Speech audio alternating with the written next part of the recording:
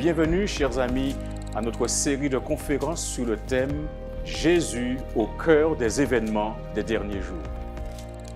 Le sujet que nous abordons aujourd'hui est un sujet d'une extrême importance.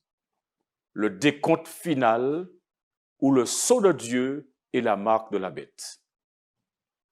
Mesdames et messieurs, devant Dieu, il n'existe que deux classes d'individus.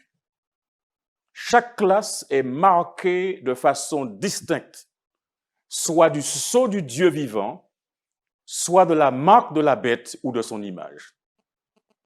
Le monde entier sera concerné par le grand conflit entre la foi et l'incrédulité. Tous devront prendre position. Certains ne sembleront s'engager d'aucun côté dans ce conflit. Ils pourront ne pas sembler prendre parti contre la vérité, mais ils ne se manifesteront pas hardiment en faveur du Christ par crainte de perdre des biens ou d'endurer des critiques. Tous ceux-là seront comptés parmi les ennemis du Christ. Le Christ a été clair, celui qui n'est pas avec moi est contre moi. À mesure que nous approchons de la fin des temps, la ligne de séparation entre les enfants de la lumière et les enfants des ténèbres se fera de plus en plus nette. Ils manifesteront de plus en plus leur opposition. Cette différence est exprimée par l'expression du Christ né de nouveau, c'est-à-dire créé à nouveau dans le Christ, mort au monde et vivant pour Dieu. Tels sont les murs de séparation qui distinguent le céleste du terrestre et établissent la différence entre ceux qui appartiennent au monde et ceux qui sont élus pour en sortir, choisis et précieux aux yeux de Dieu. Chose étonnante, les membres d'une même famille seront séparés. Jésus dit dans Matthieu chapitre 10, verset 36, « Et l'homme aura pour ennemi les gens de sa maison. » Ceux qui ont été parents au sein d'une même famille sont séparés. Une marque distinctive est placée sur les justes.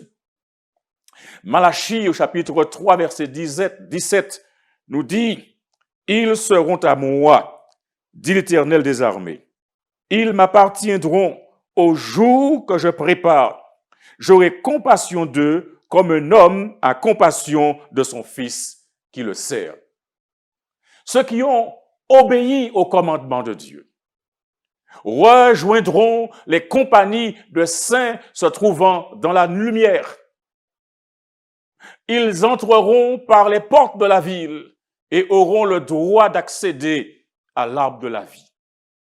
Personne ne sera condamné pour n'avoir pas obéi à la lumière et à la connaissance qu'il n'a jamais reçue et ne pouvait donc y accéder. Comprenez bien ce qui est dit dans le livre des Actes, chapitre 17, versets 30 et verset 31, et cela est très important, écoutez cela. Dieu ne tient pas compte des temps d'ignorance. Annonce maintenant à tous les hommes en tout lieu qu'ils aient à se repentir.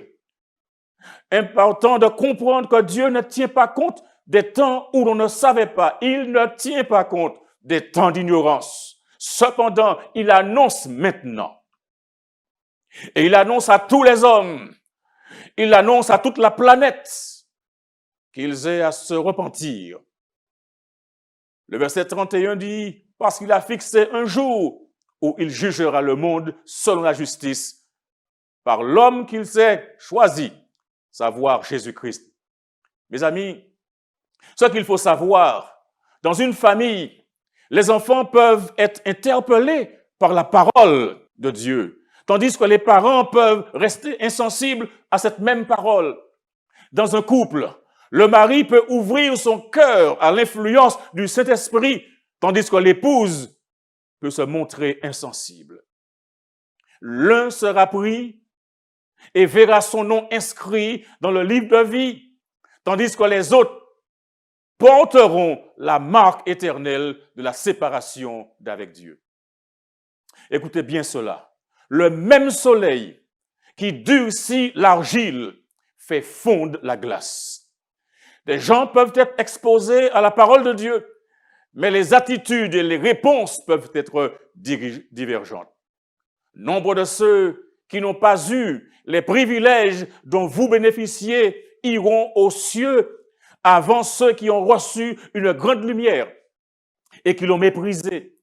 Beaucoup d'âmes ont vécu au mieux de la lumière qu'elles ont reçue et seront jugées en conséquence. Chacun recevra une lumière suffisante et des preuves pour se déterminer. Certains recevront moins de lumière que d'autres, mais chacun sera jugé selon la lumière reçue. Mais beaucoup refusent d'obéir à la vérité qui leur est présentée par les ambassadeurs du Christ, parce qu'ils veulent se conformer aux règles du monde.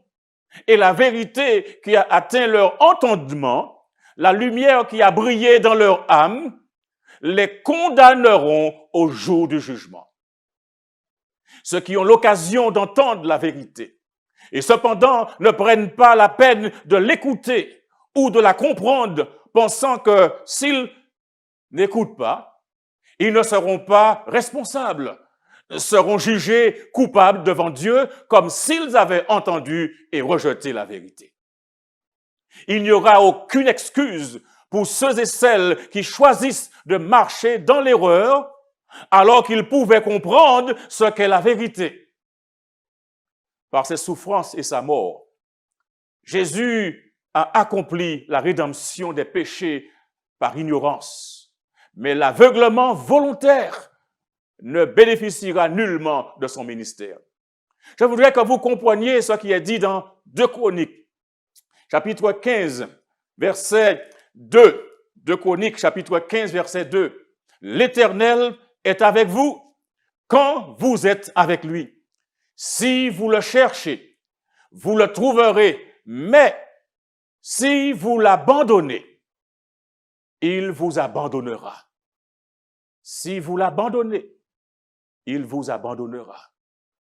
Nous ne serons pas tenus pour responsables de la lumière que nous n'avons pas eue, mais de celle à laquelle nous avons résisté et que nous avons refusé. Un homme n'a jamais pu comprendre la vérité qui ne lui a jamais été présentée et par conséquent ne saurait être condamné à cause de la lumière qu'il n'a jamais reçue. Je voudrais attirer votre attention sur le fait que les jugements du dernier jour porteront sur notre bienfaisance pratique. Le Christ reconnaît tout acte de bienfaisance comme s'il avait été accompli pour lui-même. À ce sujet, notez bien ce qu'il dit dans Matthieu chapitre 25, verset 40. « Je vous le dis en vérité, dit Jésus, toutes les fois que vous avez fait ces choses à l'un de ces plus petits de mes frères, c'est à moi que vous les avez faites. Lorsque les nations seront rassemblées devant lui, il n'y aura que 2 catégories. Et l'éternelle destinée des hommes sera déterminée par ce qu'ils auront fait ou négligé de faire pour lui dans la personne des pauvres et des souffrants. Mais attention, l'intention fait la valeur de l'action. Et ça veut dire simplement que des gens vont donner. Et ils vont dire, j'ai donné pour des hôpitaux, j'ai donné pour des œuvres caritatives. Mais là, il y a un problème parfois. Le mobile pour lequel on le fait, et Dieu seul peut connaître le mobile, eh bien, ce sont les mobiles qui font la valeur de nos actes et les marques soit d'ignominie, soit d'une haute valeur morale. Je voudrais vous inviter maintenant à lire ce texte d'Apocalypse chapitre 7, verset 3. Ne faites point de mal à la terre, ni à la mer, ni aux arbres, jusqu'à ce que nous ayons marqué du sceau le front des serviteurs de notre Dieu. Ne faites point de mal à la terre, ni à la mer, ni aux arbres, jusqu'à ce que nous ayons marqué du sceau le front des serviteurs de Dieu. Il me semble, en lisant ce texte, que Dieu est engagé dans un processus de marquage de ses serviteurs. Et en quoi consiste ce marquage? En quoi consiste le sceau que Dieu veut apposer sur ses serviteurs? Chaque membre du peuple de Dieu sera marqué sur le front.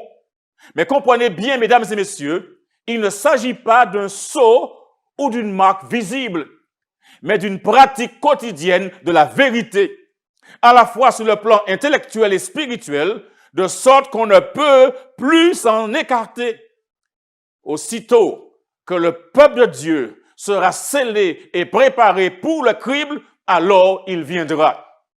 En fait, cette phase a déjà commencé. Écoutez-moi, dans le contexte du conflit millénaire entre le bien et le mal, Dieu a un sceau qui sépare ses enfants, tandis que Satan a une marque qui identifie ses adeptes et représente ses intérêts belliqueux à l'égard du Père céleste. Le sceau du Dieu vivant est placé sur ceux qui gardent consciencieusement le sabbat du Seigneur. Cette assertion ainsi que d'autres du même genre doivent être comprises à la lumière de ce qui a été dit tout à l'heure, selon lesquels Dieu ne tient les hommes pour responsables que dans la mesure de la connaissance qu'ils possèdent ou qu'ils ont pu obtenir. Ceux qui veulent porter le sceau de Dieu sur leur front doivent garder le sabbat du 4e commandement. La véritable observation du sabbat est le signe de la loyauté envers Dieu. Seul parmi les 10 commandements de Dieu, le 4e contient le sceau du grand législateur, le créateur des cieux et de la terre. Et le respect du mémorial du Seigneur, le sabbat, institué en Éden, le sabbat du 7e jour, est le test de notre loyauté envers Dieu. Une marque est placée sur chaque membre du peuple de Dieu, de même qu'un signe était placé sur les portes des habitations des Hébreux, afin de préserver le peuple de la ruine générale. Dieu déclare, dans Ézéchiel chapitre 20, verset 12, Dieu déclare, mes amis, « Je leur donnai mes sabbats comme un signe entre moi et eux pour qu'ils connussent que je suis l'Éternel qui les sanctifie. » En outre, il faut avoir un caractère à la ressemblance de celui du Christ. Le sceau du Dieu vivant sera placé seulement sur ceux qui ressemblent au Christ par le caractère. Ceux qui reçoivent le sceau du Dieu vivant et sont protégés pendant le temps de trouble doivent refléter l'image de Jésus. Le sceau de Dieu ne sera jamais apposé sur le front d'un homme ou d'une femme impure. Le sceau de Dieu ne sera jamais apposé sur le front d'un homme ou d'une femme ambitieux ou mondain. Il ne sera jamais apposé sur le front d'un homme ou d'une femme trompeur ou faux. Tous ceux qui recevront le sceau devront être sans faute devant Dieu, de vrais candidats pour les cieux. L'amour s'exprime par l'obéissance et l'amour parfait bannit la crainte. Ainsi donc, ceux qui aiment Dieu portent le sceau de Dieu sur leur front et accomplissent les œuvres de Dieu. Alléluia. Écoutez bien ce qui est dit dans Jean 14, verset 15. Et là, Jésus parle. Il dit, « Si vous m'aimez, gardez mes commandements. » La première chose à faire, c'est pas tomber amoureux de Jésus. Et ceux qui aiment Jésus ne voient aucun problème à garder ce que Jésus a demandé de faire. Si vous m'aimez, gardez mes commandements. Mais écoutez aussi ce qui est dit dans 1 Samuel, chapitre 15, verset 22. 1 Samuel, chapitre 15, verset 22 déclare, « Voici l'obéissance vaut mieux que les sacrifices, et l'observation de sa parole vaut mieux que la graisse des béliers. » Ces paroles sont fortes. Dieu accorde beaucoup plus d'importance. Dieu accorde beaucoup plus d'importance à l'obéissance. Obéissez à ma parole. Obéissez à mes ordonnances. Obéissez et faites ma volonté. Ce sont ceux qui ont vaincu le monde, la chair et le démon, qui constitueront les élus portant le sceau du Dieu vivant sur leur front. Alors ma question est la suivante. Sommes-nous en train de livrer le combat à l'aide de toutes les forces que Dieu nous a données afin d'atteindre la stature d'hommes et de femmes achevés en Christ? Éphésiens nous le dit encore au chapitre 4, verset 13, « Jusqu'à ce que nous soyons tous parvenus à l'unité de la foi et de la connaissance du Fils de Dieu à l'état d'homme fait à la mesure de la stature parfaite de Christ. » Je voudrais poser une deuxième question. Recherchons-nous sa plénitude, atteignant des objectifs toujours plus élevés, nous efforçant de réaliser la perfection de son caractère? Impressionnant ce que Jésus dit dans Matthieu 5, verset 48. « Soyez donc parfaits, comme votre Père céleste est parfait. » Lorsque les serviteurs de Dieu s'élèveront à cette hauteur, ils seront scellés sur le front. L'ange qui recense déclarera « Tout est accompli ». Ils seront parfaits en lui, ceux qui lui appartiennent par droit de création et de rédemption. Satan use de tous les subterfuges pendant ce temps de scellement afin d'éloigner les esprits de la vérité présente et de les ébranler. Et c'est pourquoi je vous dis, mesdames et messieurs, passez du temps à lire, à étudier la parole de Dieu. Vous connaîtrez la vérité et la vérité vous affranchira. Chers amis, dans un peu de temps, tout enfant de Dieu sera scellé. Aussi le sceau de Dieu pouvait être placé sur nos fronts, sur le front de chacun, de l'oncle, de la tante, du papa, de la maman, du frère, de la sœur. Aussi son sceau pouvait être placé sur nos fronts. Écoutez la question que je pose maintenant. Qui peut supporter l'idée d'être oublié lorsque l'ange scellera le front des serviteurs de Dieu? C'est pourquoi il faut prendre au sérieux ce message, mesdames et messieurs. Si ceux qui croient à la vérité ne sont pas soutenus par leur foi dans ces jours relativement paisibles, qu'en sera-t-il lorsque surviendra la grande épreuve et que sortira le décret contre tous ceux qui refuseront d'adorer l'image de la bête et de recevoir sa marque sur leur front et sur leurs mains? Cette période solennelle n'est pas éloignée. Au lieu de s'abandonner à la faiblesse et à l'irrésolution, le peuple de Dieu, les enfants de Dieu devraient rassembler son courage et ses forces pour le temps de trouble. Je reprends cela. Cette période solennelle n'est pas éloignée. Au lieu de s'abandonner à la faiblesse et à l'irrésolution, le peuple de Dieu, les enfants de Dieu devront rassembler leur courage et leur force pour le temps de trouble. Posons une autre question. En quoi consiste la marque de la bête? Jean, le visionnaire de Patmos, fut invité à contempler un peuple distinct de ceux qui adorent la bête ou son image en gardant le premier jour de la semaine. L'observation de ce jour est la marque de la bête. La marque de la bête est le sabbat de la papauté. Au jour de l'épreuve, on saura clairement ce qu'est la marque de la bête. C'est l'observation du dimanche, un jour que Dieu n'a pas établi pour l'adoration, parce que dès les origines, il a établi en Éden et pour l'éternité le sabbat, le 7e jour de la semaine. Et le signe ou sceau de Dieu est révélé par l'observation du sabbat du 7e jour, le mémorial de la création institué par le Seigneur. La marque de la bête, c'est le contraire, l'observation du premier jour de la semaine.